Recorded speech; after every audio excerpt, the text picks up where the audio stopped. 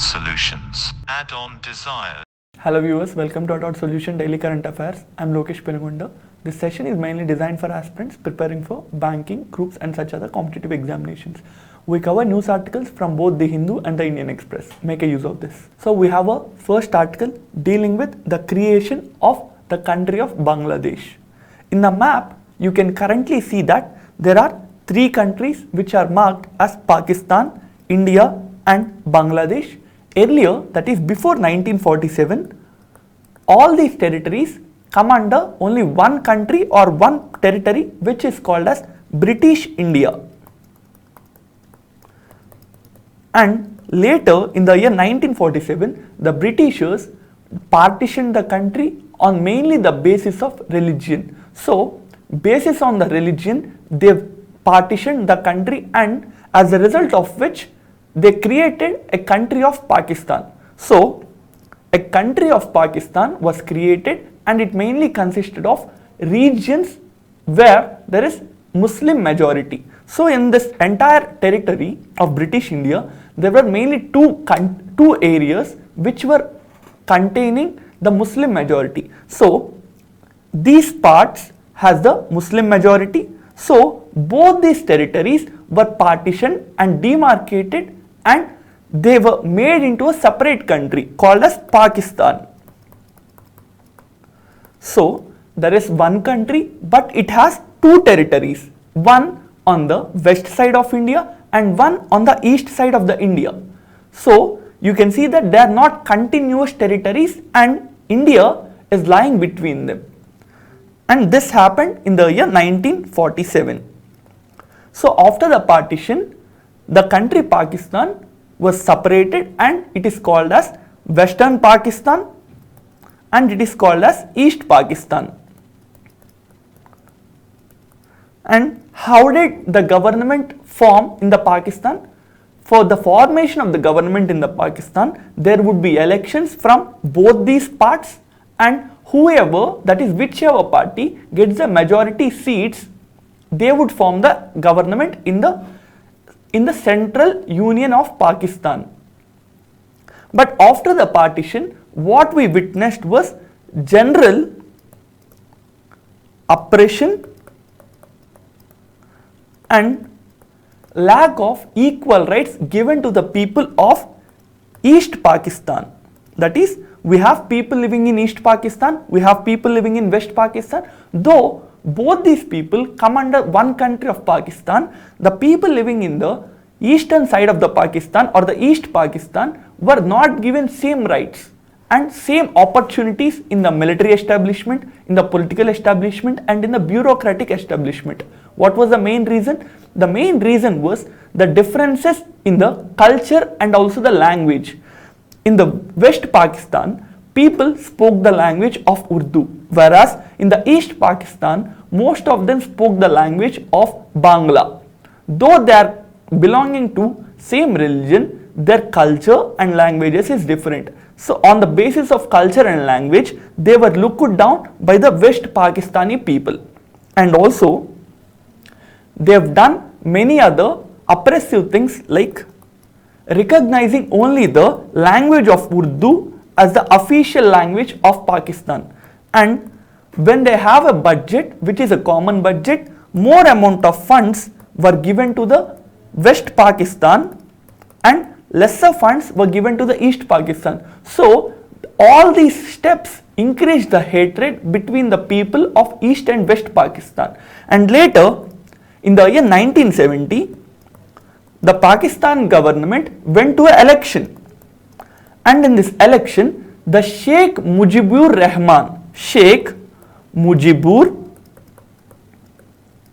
Rahman, who was the founder and head of a party called Awami League won the required majority to form the government. But this person and this party is majorly located in the East Pakistan.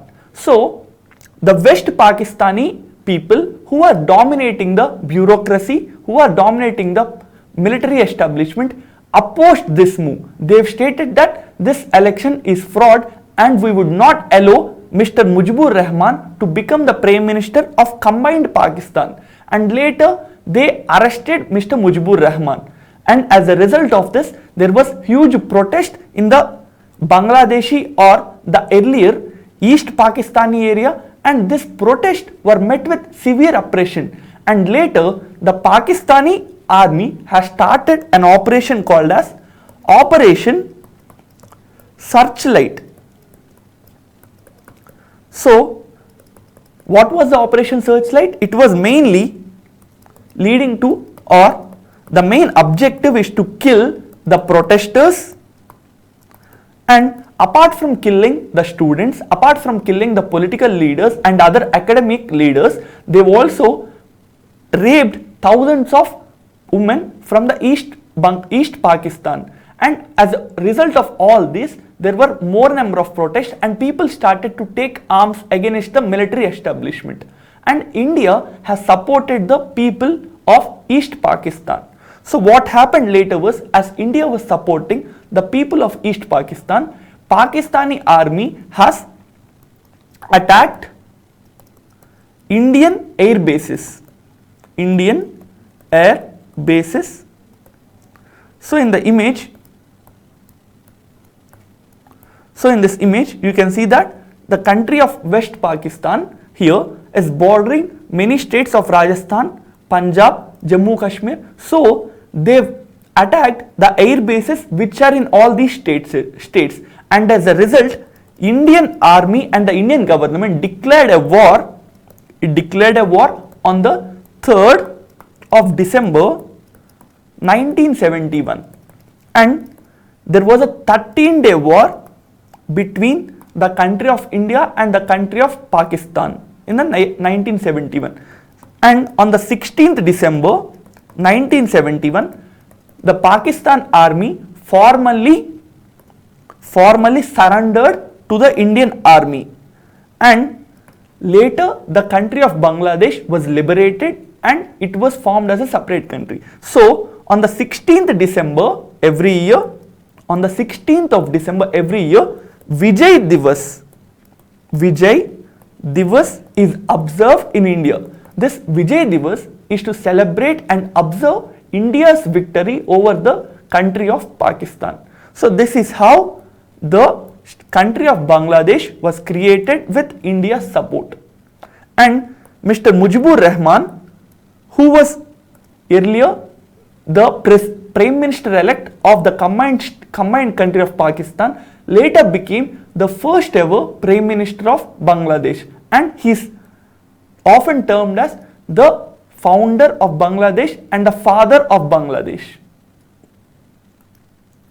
Next we have an article where the Ministry of Home Affairs has stated that it does not have a compiled volunteer list under the cyber scheme. So what is this cyber scheme the Ministry of Home Affairs is talking about? This scheme refers to the Cyber Crime Volunteer Program. Cyber Crime Volunteer Program. So the Ministry of Home Affairs brought the Cyber Crime Volunteer Program where any citizen can volunteer himself to work for the cyber security of the country, and the Cyber Crime Volunteer Program comes under National Cyber Crime Ecosystem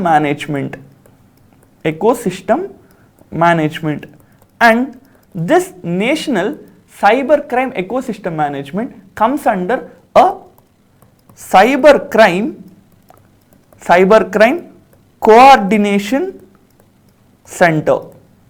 So the Cyber Crime Coordination Center, which was established by the Ministry of Home Affairs in the year 2020, brought in a scheme called National Cyber Crime Ecosystem Management, and this volunteer program comes under this scheme. And also, as we're talking about the Cyber Crime Coordination Center, you should know where it is located.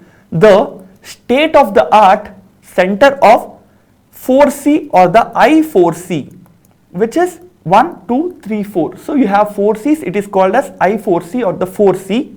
It is located in the New Delhi. So this is regarding the volunteer program which comes under the I4C initiative of Ministry of Home Affairs. Next we have an article where it is stated that the European Union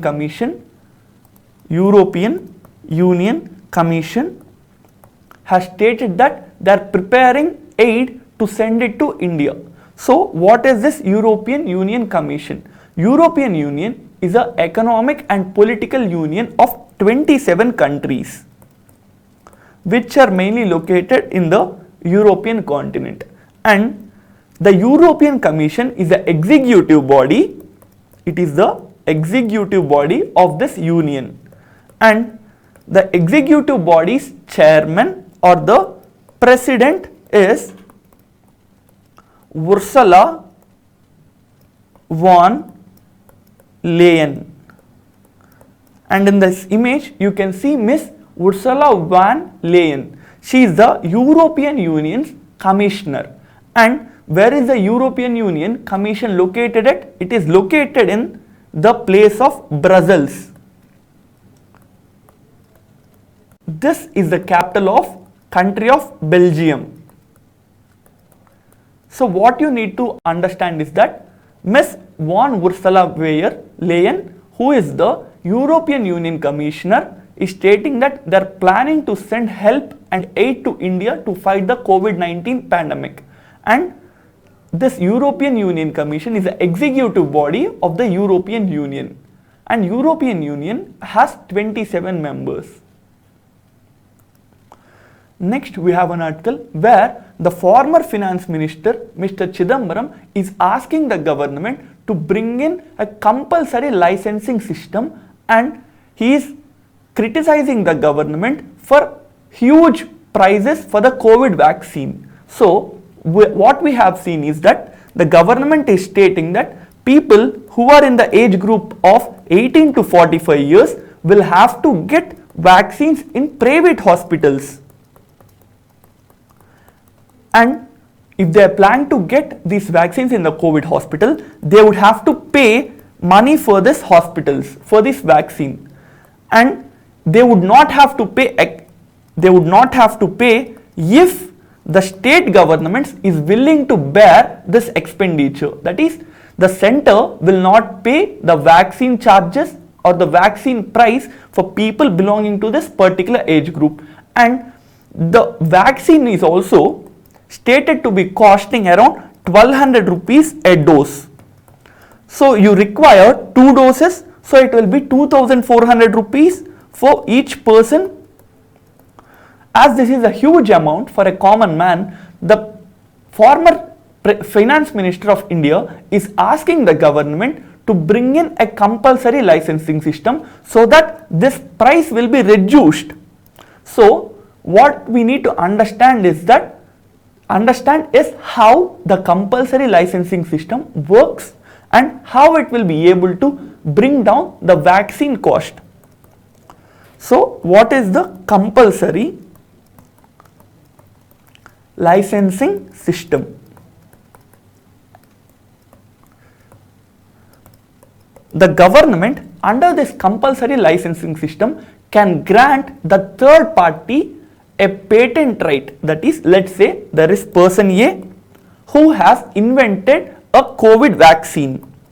He has invented this COVID vaccine and he got patent on this vaccine. So only he alone can make this vaccine legally. So no other person can be able to prepare this vaccine even though they know how to do it later on.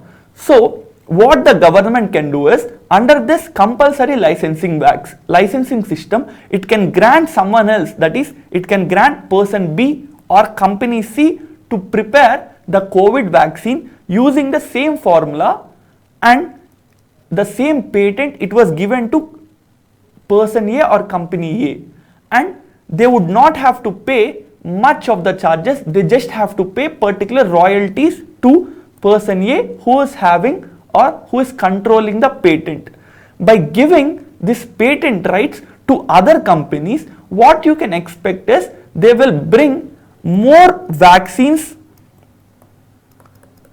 That is, let's assume that the company A, which is having the patent, is able to produce only 1 crore vaccines a year, whereas if you give these patents to other companies, you might be able to produce 10 crores vaccines a year.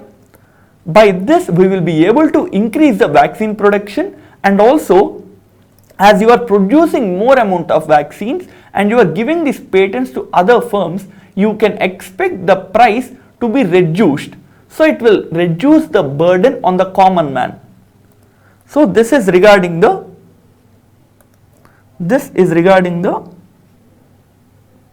compulsory licensing system, which is stated here.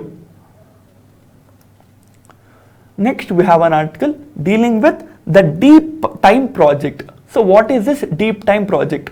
As a part of this project, 15 persons mainly belonging to the country of France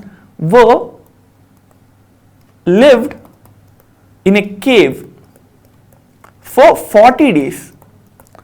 So you can see in this image, there are 15 people, and these 15 people lived in the cave for 40 days continuously. So they did not come out, and they did not even use any other electrical or other gadgets. So what was the main objective of participating in this project? This is mainly to understand and study how people can adapt to changes in living conditions. So if people are living in caves, how do they adapt to these living conditions? That was the objective. So Deep Time project is relating to this study. Next, we have an article dealing with River Ganga. It is seen in this image that the ghats of River Ganga have looked in a deserted way. So we'll just see where this River Ganga begins. River Ganga begins at Gangotri Glacier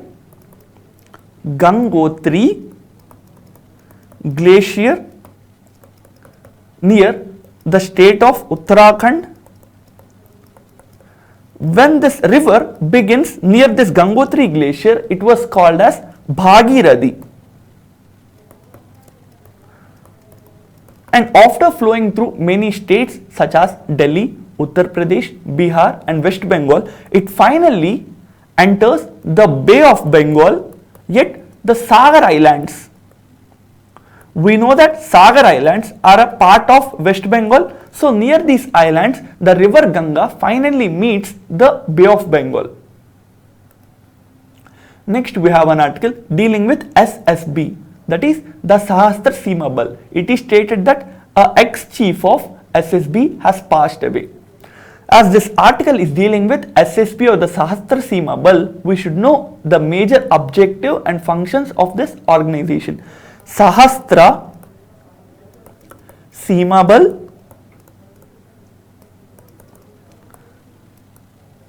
was established in the year 1963 after the Indo-China War, and the main function of the Sahastra Seema Bal is to guard the Indian borders with the country of Nepal and with the country of Bhutan.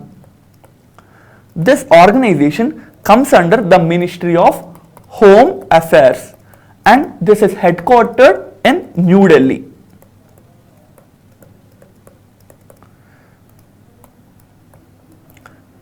The present Director General or the head of this SSB is Mr. Arun Kumar, and in this image you can see Mr. Arun Kumar, the left one. Next, we have an article dealing with DPIIT, which stands for Department for Promotion of Industry and Internal Trade. Industry and Internal Trade. This department comes under the Ministry of Commerce and Industry. Commerce and Industry. The major function of this department is to improve or increase the internal trade in the country. Internal trade in the country, to support startups and to facilitate the ease of doing business in the country. So these three are the major functions department for promotion of industry and internal trade.